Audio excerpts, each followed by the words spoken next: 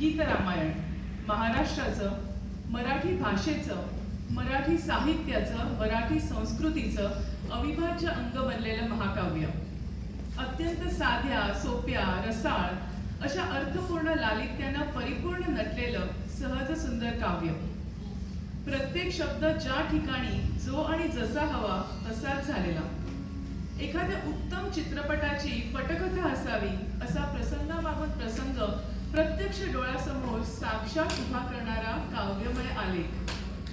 गीत वाचता वाचताच त्या प्रसंगाला योग्य राग आणि अनुरूप स्वर आपोआप जुळावे अशी विलक्षण जादू असलेली प्रतिभाशाली काव्यरचना.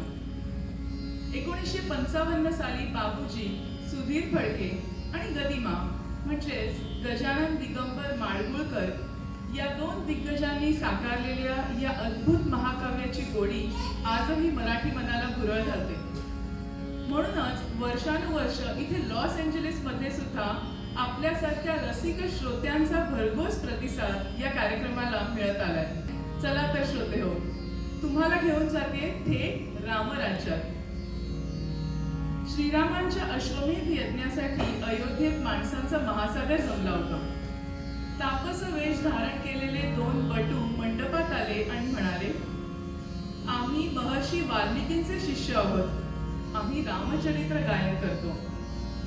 या दोन बटूंनी आपल्या सुमधुर स्वरांनी श्रोतृवर्गाला पुरतं भिजवून टाकलं आणि श्रीरामांनाही आपलं आसन सोडण्यास भाग पाडलं.